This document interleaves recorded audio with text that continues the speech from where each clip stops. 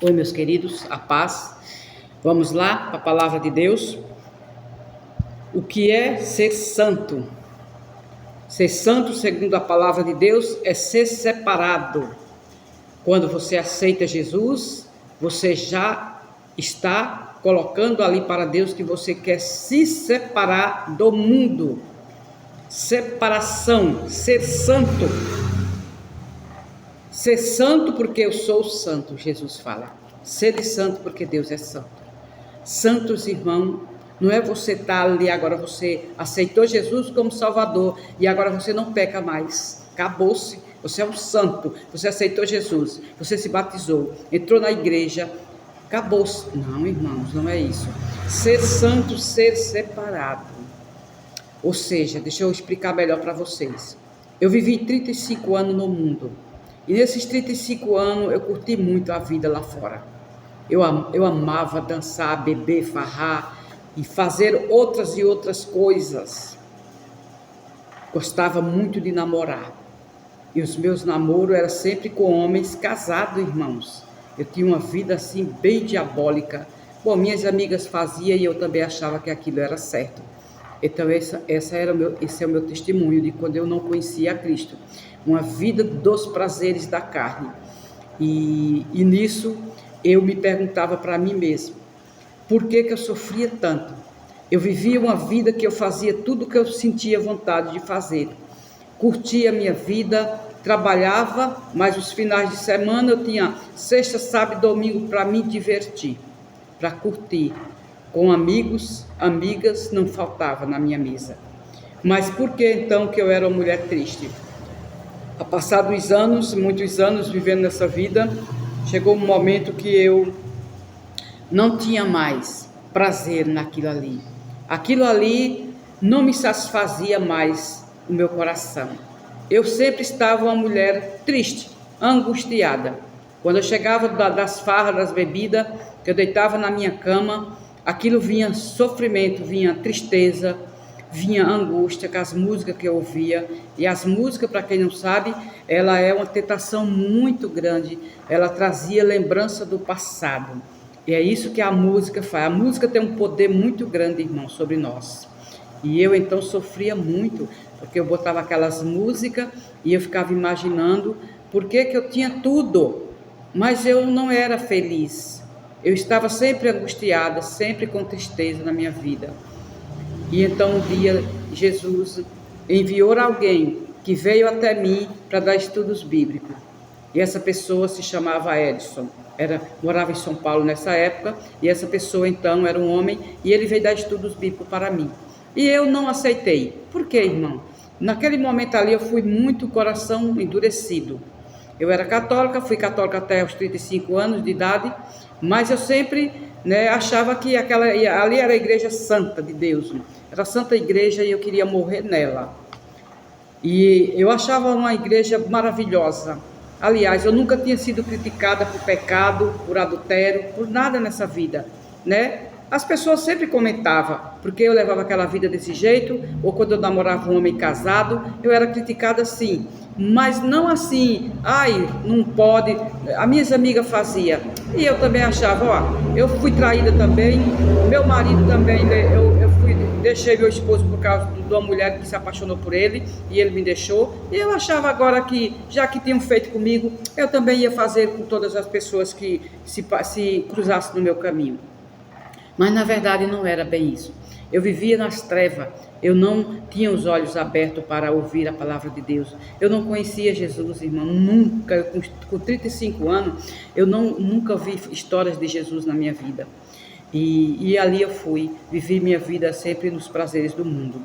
Mas nesses estudos bíblicos que eu tive com esse rapaz que insistiu muito comigo e que eu não queria de jeito nenhum, foi ali então que Deus me chamou.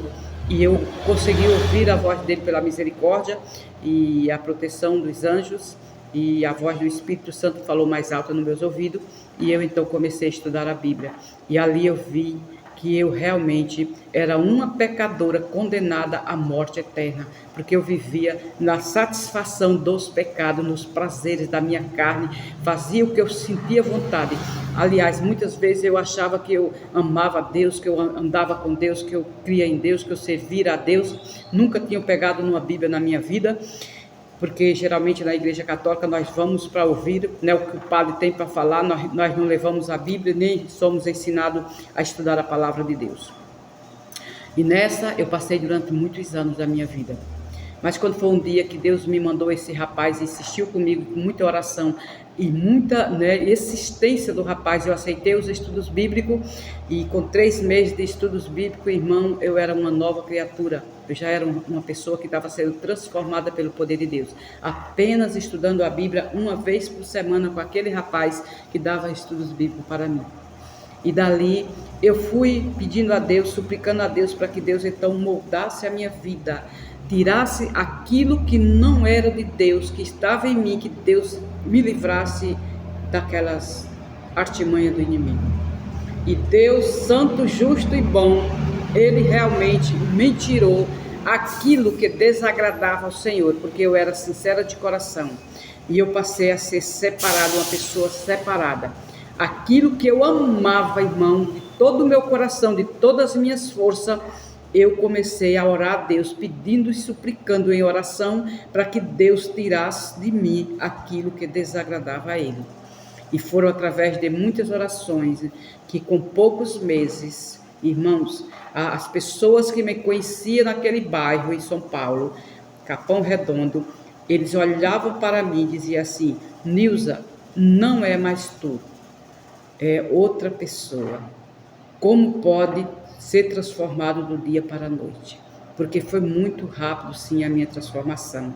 Eu passei a ter nojo e ódio daquilo que eu praticava, das farras, das bebidas, né, dos homens e de tantas outras coisas que eu vivia e fazia de errado.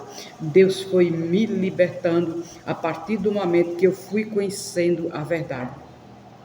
Deus me deu fé e cada vez eu cria mais na palavra de Deus. Nunca estudei a Bíblia, irmão, duvidando do que Deus poderia fazer na minha vida. Aliás, quando eu estudei a Bíblia, Deus falando lá em Gênesis 1, o começo do mundo, a criação, como Deus criou todas as coisas, né? Como Deus fez o mar, como Deus fez separação e tudo que Ele criou, o sol, a lua, as estrelas, os animais. Aquilo ali já foi para mim uma grande lição de grande fé que vinha na minha mente, que nada era impossível para Deus. Deus manda até os ventos, irmãos, obedece a palavra de Deus. Então, como pode? Aqui diz assim: fé sem obediência. Eu precisava de ter obediência, irmão. Como era que eu ia estar na igreja, lendo a palavra de Deus, estudando, crendo que era verdade e não praticando? Eu tinha que ter fé suficiente para fazer isso aí. E a fé desenvolvia a cada estudo que eu tinha da palavra de Deus. Fé. A Bíblia diz: sem fé é impossível agradar a Deus. Por isso que é necessário que aquele que se aproxime de Deus creia que Ele existe, que se torna garleador daquele que os buscam. É necessário que a gente tenha fé. Se você não tem, irmão, agora nesse momento, peça mais fé a Deus e Deus com certeza vai lhe dar.